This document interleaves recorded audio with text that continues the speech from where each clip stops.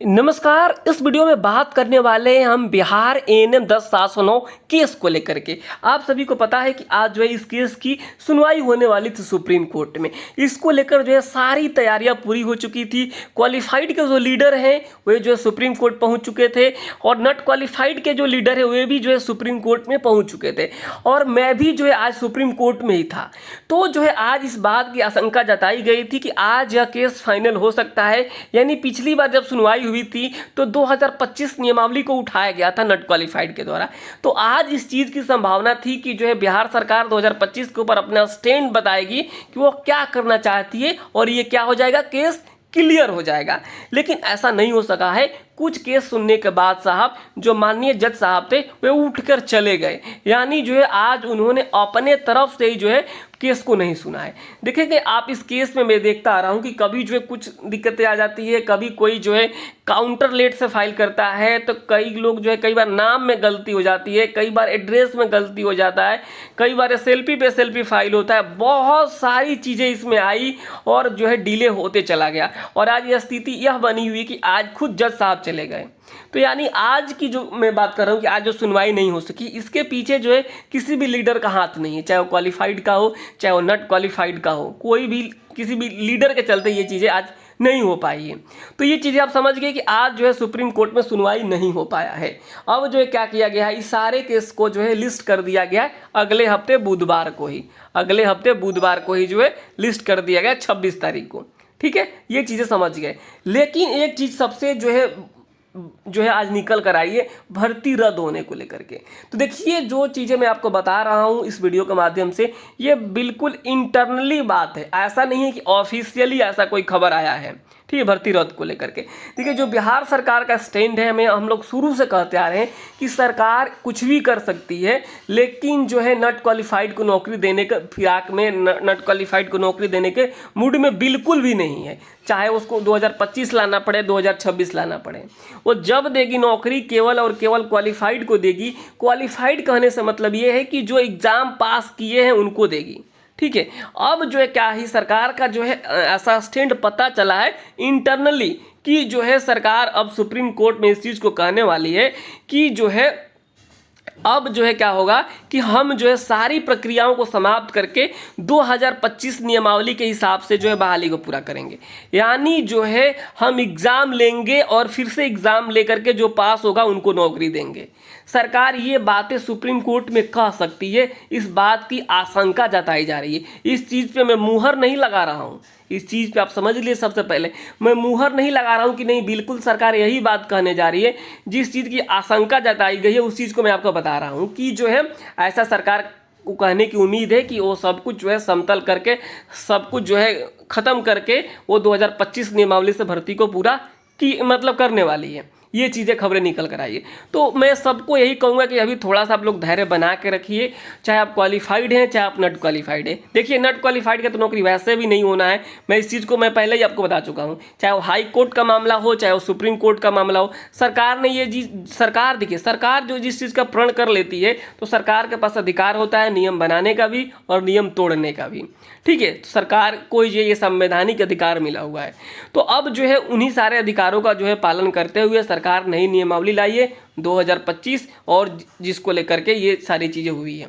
मैं कह रहा हूँ अगर 2025 नियमावली की चर्चा उस दिन नहीं की गई होती नॉट क्वालिफाइड के द्वारा तो उस दिन कुछ ये जो केस का एंगल कुछ और रहता, लेकिन उस दिन चर्चा कर दी गई तो बिल्कुल जाहिर सी बात है बिहार सरकार से पूछा गया कि भाई आपका क्या स्टैंड, क्या रोल है। तो बिहार सरकार के जो माननीय वकील साहब थे उन्होंने कहा कि जो है हम लेके पूछेंगे बिहार सरकार से क्या उनका स्टैंड है। फिर बिहार सरकार से उन्होंने पूछा है और वो जवाब दाखिल कर देंगे। अब अगली सुनवाई होगी तो आज ही ये दाखिल कर देते तो आज ही ये मामला जो है ख़त्म हो जाता, लेकिन ऐसा नहीं हो सका है।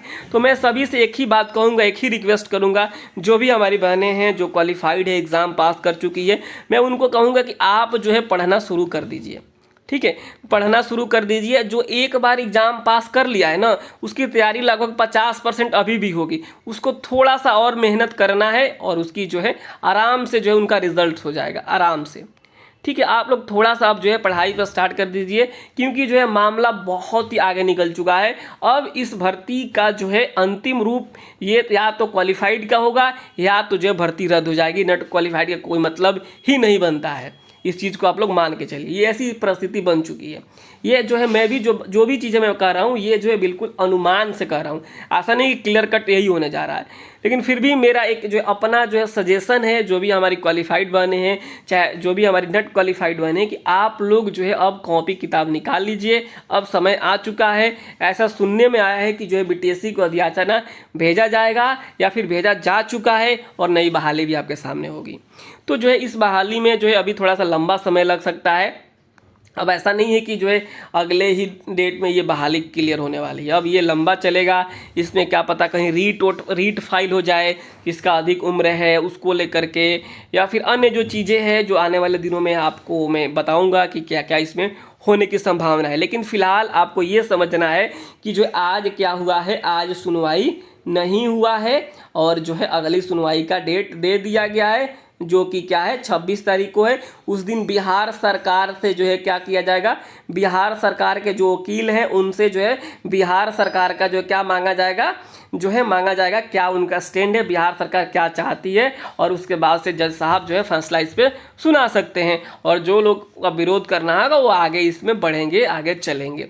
लेकिन इस बात की आशंका है कि सरकार इस बात को कह सकती है कि जो है 2025 से हम अब इस भर्ती को पूरा करेंगे, अब एग्ज़ाम लेंगे, फिर से दोबारा एग्जाम लेंगे, ऐसी जो है चीज़ें निकल कर आ रही है, इस बात की आशंका है। तो आप सभी से फिर मैं वही रिपीट कर रहा हूँ कि आप सभी पढ़ाई पर ध्यान दीजिए, अब जो है इन सारी चीज़ों से आप मुक्ति पा लीजिए।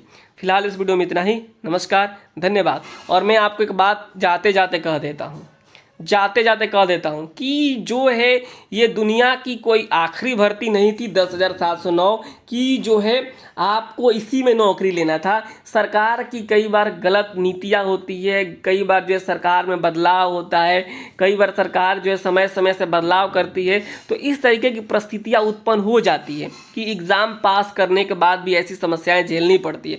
लेकिन आपको जो है हौसला बना के रखना है, आप एक क्वालिफाइड हैं, आप इस चीज़ को गर्व से कह सकते हैं कि मैं क्वालिफाइड हैं, हम क्वालिफाइड हैं। नौकरी नहीं हुआ तो क्या हुआ, हम एग्ज़ाम तो पास किए थे और एक बार एग्ज़ाम पास किए हैं और दोबारा भी पास करेंगे।